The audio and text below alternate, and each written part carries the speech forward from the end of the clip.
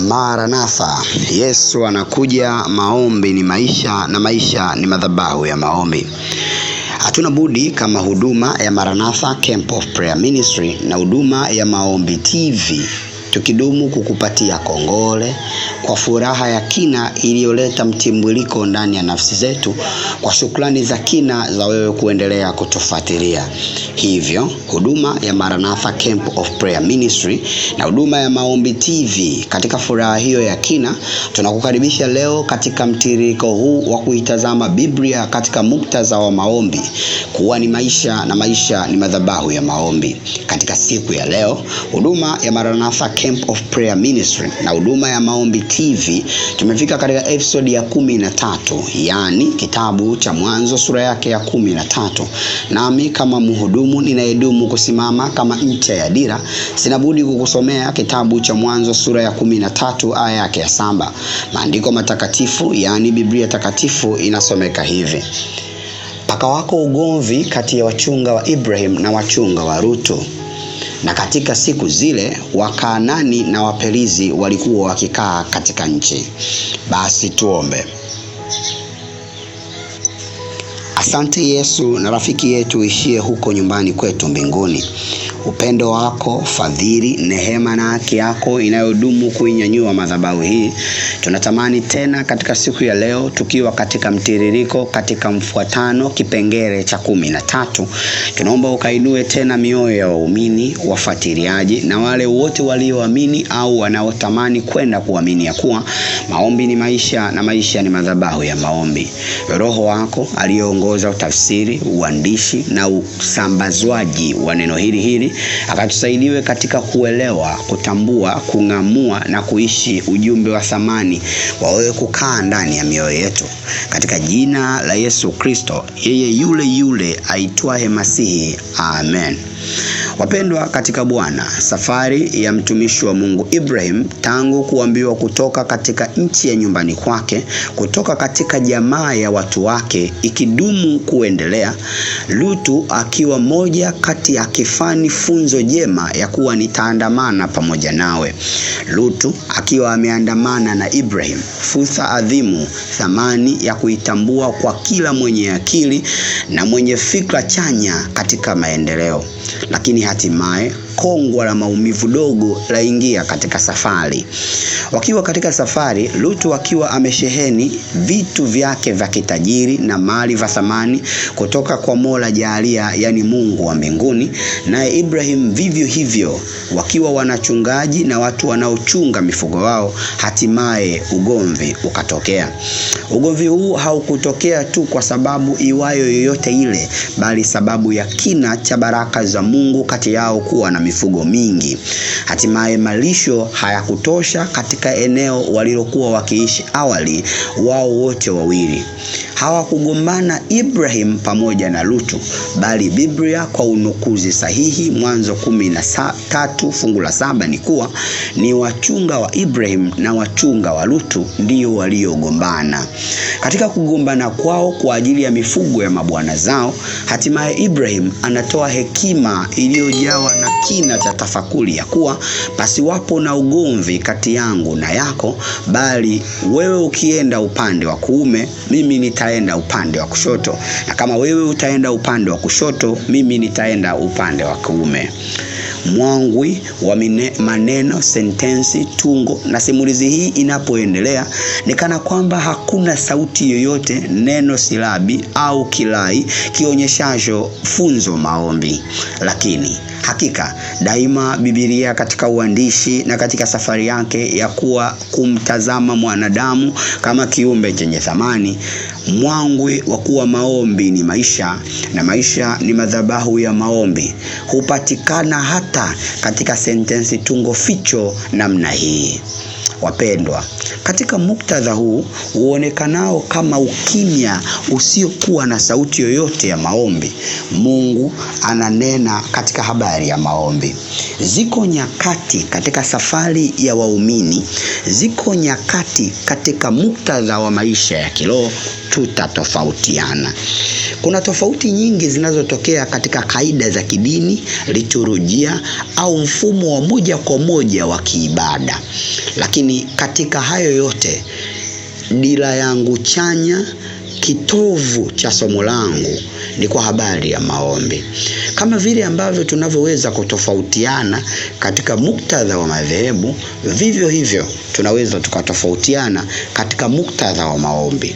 Katika kitabu changu, mimi mhudumu wa huduma ya Maranatha Camp of Prayer Ministry na huduma ya Maombi TV kiitwacho Maombi ni Maisha na Maisha ni Madhabahu ya Maombi, niliwahi kuandika hivi katika kitabu hiko: licha ya kuwa na utofauti mkubwa katika madhehebu, imani, dini au siha zetu njema za kumtazama Muumba na Mola Jalia, yani Mungu, lakini maombi, licha ya utofauti wake katika kaida za dini hizo, hutumika na imani zote.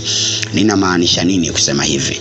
Licha ya kuwa kuna utofauti mkubwa kati ya imani ya Kiislamu na imani ya Kikristo, lakini ukweli ni kuwa Waislamu huomba na Wakristo huomba pia, licha ya utofauti wa maneno yawezayo kutumika kuwakilisha maana hii ya maombi au istilahi tofauti, kama vile ambavyo Wakristo huweza kutumia maombi au sala na Waislamu huweza kutumia dua au swala, lakini lote ni lengo moja la maombi. Kama vile ambavyo umma wa watu waaminio dini au Mungu, Wakristo na Waislamu huomba, huswali na hutoa dua, na umma mwingine ambao hakika hauamini muktadha wa Mungu kuwepo mbinguni, Yesu au Mtume Muhammad sallallahu alaihi wasallam, bali wao huamini katika mfumo wa maisha ya asili ya Kiafrika, wote cha ajabu huomba. Tofauti tu ni istilahi, maneno au uwasilisho wa tendo lifanyikalo. Wakati ambapo wale waaminio Mungu hutumia maneno maombi, swala, dua na muktadha tofauti, upande huu wa pili hutumia matambiko na istilahi nyingine, lakini kwa hakika ni mawasiliano baina ya yeye aliye kiumbe na yule aaminie kuwa ni muumbaji. Hapa inahitaji kuvua kila aina ya mavazi yaletayo sifa ya utaji wa dini zetu na kutafakari kwa kina umuhimu wa maombi kufanyika kwa wote watofautianao muktadha zote za kiliturujia. Mpendwa na mfuatiliaji wa huduma hii ya Maranatha Camp of Prayer Ministry, kama fumbato za fumo hizi za maelezo zangu zimekwisha kueleweka katika akili yako, natamani nitwae fikra zako sasa na kuviambatanisha kama viambata sahihi katika kitabu cha Mwanzo sura ya 13. Licha ya utofauti wa wachungaji wa Ibrahim na wachungaji wa Lutu, bado Ibrahim hakutazama kuhusu utofauti uliokuwepo kwao, lakini alitazama umuhimu wa kutokuacha undugu wao. Ziko nyakati sisi kama waumini tumwaminio Kristo kuwa Bwana na Mwokozi wa maisha yetu, vivyo hivyo tunaweza tukatofautiana kuhusu namna ya kuwasilisha maombi, imani za kuwasilisha maombi, falsafa zilizojengwa katika madhehebu yetu na kiliturujia za katika habari za imani zetu kuhusu kuwasilisha maombi. Zimekuwako uvumi za watu kusema ukiomba namna hii utajibiwa, na kama hutaomba namna hii hutajibiwa. Wako watu wamekuwa wakiwasilisha ya kuwa kama utaomba kwa magoti tu ndipo Mungu atasikia ombi lako, lakini wapo watu wamekuwa wakiwasilisha ya kuwa mkao wowote uwezao kuomba Mungu atasikia.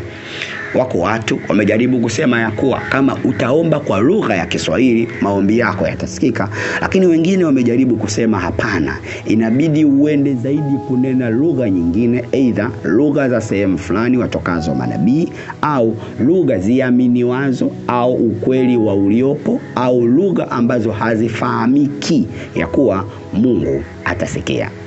Licha ya utofauti huu wote katika kuwasilisha neno maombi, mwangwi wa kuwa maombi ni maisha na maisha ni madhabahu ya maombi unaendelea kukita katika kitabu cha Mwanzo sura ya 13 ya kuwa utofauti huu tusimruhusu huyu shetani aliye mraibu, mlaghai na mshenzi tangu awali kuacha maombi. Utofauti wetu huu usituachishe dira pana ya kuwa maombi ni maisha. Wako wengine kwa kutazama muktadha za utofauti za liturujia na falsafa hizi zinazoelezea maombi wamejaribu kuacha kuomba au kuishia kubishania tu katika muktadha wa maombi. Mmoja kati ya wahudumu waaminifu wa maombi ni maisha na maisha ni madhabahu ya maombi, katika unukuzi wake wa uzoefu wa maombi aliwahi kusema, maombi yatajifunzwa kwa kuomba, maombi yatafundishwa kwa kuomba, maombi yataelezewa kwa kuomba, maombi yataeleweka kwa kuomba, na maombi yatahamasishwa kwa kuomba. Maombi yataelezewa kwa kuomba. Tusiishie kutofautiana, kubishana au kuweka kingo za utofauti kati yetu wakati ambapo hatuombi. Kama iko falsafa unayoamini ya kuwa nyingine ya mwenzio haifai kutumika katika maombi, usiache kuomba na kuendelea kubishania, bali katika kuomba na kuendelea kumuomba Mungu atakufunulia kipi kilicho sahihi. Ikumbukwe ya kuwa shetani huweza kutumia kwa uwazi utofauti kati yetu wa uelewa ili kutuachisha kufanya jambo lililo muhimu kuliko uelewa wetu. Kabla sijahitimisha fumo ya sauti yangu siku ya leo, sina budi kuirudia kauli hii, maana ndio kiini mama cha sauti na mwangu wa maombi katika kitabu cha Mwanzo sura ya 13. Nitarudia. Katika wakati wa kutofautiana kwetu muktadha, falsafa na imani kuhusu maombi, tusijaribiwe na ushenzi mkubwa wa shetani ya kuwa tuache maombi, kwani shetani huweza kutumia utofauti wetu wa uelewa daima katika imani ili kutusaulisha lengo mama lililo muhimu kuliko uelewa tunaobishania. Mungu na atubariki sana, akatufanye tusikie mwangwi wa kuwa maombi ni maisha na maisha ni madhabahu ya maombi, hata pale tutofautianapo, kama vile Ibrahim na wachungaji wa Lutu pia. Bwana akubarikie na kukulinda. Bwana akakuangazie nuru ya uso wake na kukufadhili. Na kwa uaminifu huduma ya Maranatha Camp of Prayer Ministry na huduma ya Maombi TV, hatuna budi kusema maombi ni maisha na maisha ni madhabahu ya maombi.